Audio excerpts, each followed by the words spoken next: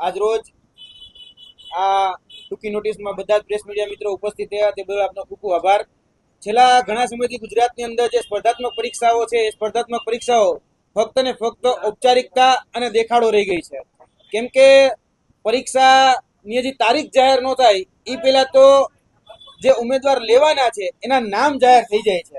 અને આવી જ એક ઘટના, એક ઔપચારિકતા બની છે સૌરાષ્ટ્રની અંદર. અને સૌરાષ્ટ્રની જે અનુદાનિત કોલેજ જે છે HL Patel arts and commerce college, આ કોલેજની અંદર જુનિયર ક્લાર્ક માટેની એક વેકેન્સી બહાર પડી અને 20/9/2025 રોજ ઉચ્ચ શિક્ષણ કમિશનર કચેરી દ્વારા આની ભરતીની જાહેરાત કરવામાં આવી. ત્યારબાદ પ્રાથમિક પરીક્ષા એટલે કે પ્રિલિમિનરી પરીક્ષા એ 16/3/2026 રોજ લેવામાં આવી અને તેનું પરિણામ 18/3/2026 રોજ આવ્યું. ત્યારબાદ એની મુખ્ય પરીક્ષા લેવામાં આવી 19/4/2026 અને તેનું પરિણામ આજથી થોડા દિવસ પહેલા, 5 દિવસ પહેલા એટલે કે 1/6/2026 રોજ આનું પરિણામ આવ્યું. હવે આ જે કોલેજ છે એ કોલેજની અંદર જુનિયર ક્લાર્ક માટેની જે ભરતી બહાર પડી હતી એનું નામ અગાઉથી જ જે લોકો પરીક્ષાર્થીઓ હતા એની પાસે પહેલેથી જ આવી ગયું હતું. અને આ બાબતની જે જાણ છે એ જાણ અમે અગાઉ જ જ્યારે પરીક્ષાનું પણ આયોજન નહોતું થયું અને એ પહેલા જ અમે આની જાણ અગાઉ શિક્ષણ મંત્રીને, યુજીસીને, ત્યારબાદ શિક્ષણ વિભાગના ઉચ્ચ અધિકારીઓને આની જાણ અમે લેખિતમાં કરેલી હતી કે આ પરીક્ષાની અંદર જે બુઆ હર્ષ અનિલભાઈ કરીને જે વિદ્યાર્થી છે એ જ પરીક્ષાર્થી આ જે નિમણૂક પત્રની યાદી આવશે એમાં આ વ્યક્તિનું જ સિલેક્શન થયેલું જોવા મળશે. હમણાં જ એટલે કે આજથી 5 દિવસ પહેલા જ આ પરીક્ષાનું પરિણામ આવ્યું છે અને આ વ્યક્તિ એટલે કે બુઆ હર્ષ અનિલભાઈ એની જ પસંદગી કરવામાં આવેલી છે. આ કોઈ અમે જ્યોતિષ નથી, અમે કોઈ કહી શકાય કે બ્રહ્મજ્ઞાની નથી અથવા તો અમારી પાસે એવી કોઈ વિદ્યા નથી, પરંતુ આ કૌભાંડની એક મોડસ ઓપરેન્ડી છે.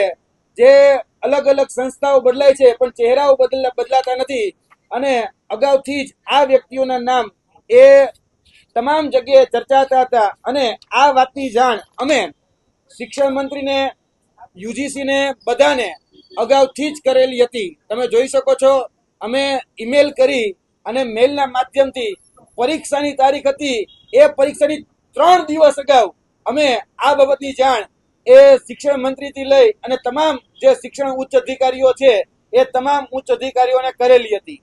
આજ દિન સુધી આમાં કોઈ જ પ્રકારની એક્શન લેવામાં ન આવી અને આજથી 5 દિવસ પહેલા જ્યારે આ પરીક્ષાનું પરિણામ આવ્યું એટલે કે ભાયાવદરની જે Shri HL Patel arts and commerce college જે છે, જે અનુદાનિત સંસ્થા છે, એ સંસ્થામાં બુઆ હર્ષભાઈ અનિલભાઈની પસંદગી એ ફાઇનલ એટલે કે નિમણૂક પત્ર આપવામાં થયેલી છે. એટલે ક્યાંક ને ક્યાંક આ ભરતી જે છે એ ભરતીમાં બધા વિદ્યાર્થીઓને કહેવામાં આવ્યું હતું કે તમે પરીક્ષામાં આ બોલપેનથી જ તમારે બધાએ ટપકા પૂરવાના છે. એટલે કે OMR શીટની અંદર આ જ પેનનો ઉપયોગ કરવાનો છે અને આ જ પેન એ બધી જ જગ્યાએ બધા જ વિદ્યાર્થીઓને આપવામાં આવી હતી. જેટલા પણ પરીક્ષાર્થીઓ હતા એને એક પેન જ આપવામાં આવી. એટલે આ પણ બહુ મોટું રહસ્ય છે. હવે વિદ્યાર્થી પોતાની પેનનો ઉપયોગ ન કરી શકે. હવે જ્યાં સુપરવાઇઝર જે પેન આપે એ જ પેનનો ઉપયોગ કરવાનો અને બધાને ફરજિયાત પણ આ જ પેનનો ઉપયોગ કરવા માટે કહેવામાં આવેલું. બીજી વાત કે આ જે વ્યક્તિ છે એટલે કે બુઆ હર્ષ અનિલભાઈ છેલ્લા 5 વર્ષની તમામ ભરતીઓના રિઝલ્ટ અમે તપાસ્યા. જેટલી પણ સ્પર્ધાત્મક પરીક્ષા લેવાની એ ક્લાસ 4 હોય, ક્લાસ 3 હોય કે જીપીએસસીની ક્લાસ 1-2 હોય, આ વિદ્યાર્થીનું નામ એક પણ જગ્યાએ ન જોવા મળ્યું. 175 માંથી 173 માર્ક આ વ્યક્તિ લાવે છે. હવે 173 પર 50 માર્ક જો લાવતા હોય તો બીજી અન્ય પરીક્ષામાં પણ પાસ હોવા જોઈએ, પણ એવું તો બન્યું જ નથી. એટલે ક્યાંક ને ક્યાંક આ વ્યક્તિ ઉપર અમારી જે શંકા છે એ વધારે ગાઢ બની. આ બાબતની રજૂઆત અમે એકલે કરી એવું નથી. આ બાબતની રજૂઆત જે છે અમારા ઉમેદવાર મિત્ર દીપ વ્યાસ છે કે બીજા અન્ય ઉમેદવાર મિત્રો છે એના દ્વારા પણ કરવામાં આવેલી હતી અને શિક્ષણ મંત્રીને, ઉચ્ચ શિક્ષણ અધિકારીઓને બધાને આ વાત કહેવામાં આવેલી હતી. છતાં પણ આની પર કોઈ પણ જગ્યાએ ન તો તપાસ કમિટીની રચના કરવામાં આવી, ન કોઈ ઓબ્ઝર્વરની રચના કરવામાં આવી કે ન કોઈ આની ઉપર કોઈ લાયક કે હકદાર વ્યક્તિને નોકરી મળે કે અથવા તો મહેનતુ વિદ્યાર્થી નોકરી મળે એના માટેની કોઈ જ પ્રકારની આમાં તપાસ કરવામાં આવેલી નથી. આ તમામ જગ્યાએ ક્યાંક ને ક્યાંક કુંડળીમાં ગોળ ભાંગવાની પ્રક્રિયા થઈ છે. પોતાના લાગતા વળગતા મળતિયાને એ લેવાનું સુનિયોજિત કાવતરું હતું અને આ સુનિયોજિત કાવતરના ભાગરૂપે અત્યારે આ નિમણૂક યાદી એ બહાર પાડવામાં આવી છે અને નિમણૂક યાદીમાં નામ આવ્યું છે ભુવા હર્ષ અનિલભાઈ. એટલે આ ગોઠવણ.com છે, આ ઓળખાણ વાત છે, આ લાગવકશાહી છે. આ વાત ઉપરથી સિદ્ધ થાય છે. જી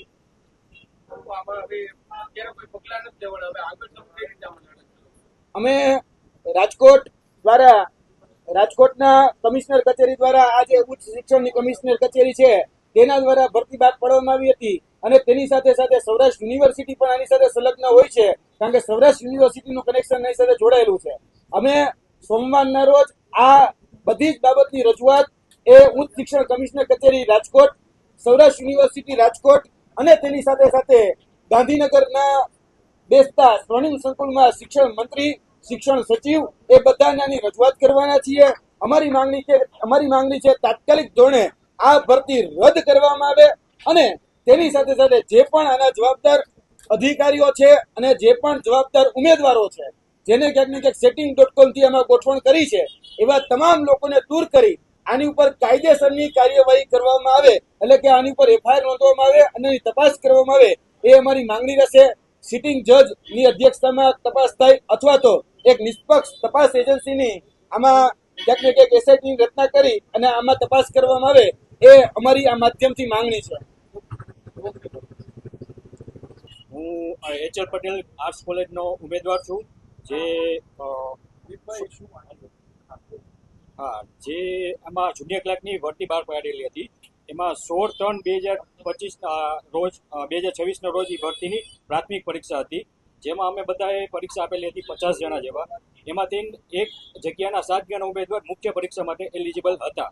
એમાં અમારું નામ આવેલ હતું, જેમાં હર્ષભાઈ ભુવાનું નામ પણ સારા માર્ક આવેલા હતા 134.50 જે 150 માર્કમાંથી.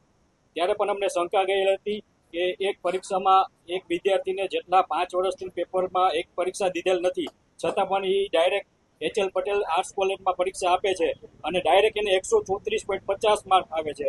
ત્યાર પછી અમારે મુખ્ય પરીક્ષાનું આયોજન કરેલ હતું 19/4/2026 રોજ. એમાં પણ અમને પરીક્ષામાં લીધેલી, તેમાં હર્ષ ભુવાભાઈને 200 માર્કમાંથી 173.50 માર્ક, એમાં 25 પ્રશ્નો તો એ ભાઈએ ઈ ટીક કરેલા હતા, બરાબર છે. એમાંથી 25 ઈ કર્યા હતા અને 175 માંથી 173.50 માર્ક આવેલા છે. જે એક શંકા ઉપજાવે છે કે ભાઈ આટલી પરીક્ષામાં એકે પરીક્ષા આપેલ નથી છેલ્લા 5 વર્ષમાં ને ડાયરેક્ટ પહેલી પરીક્ષા આપે છે ને આટલા માર્ક આવેલા છે. જી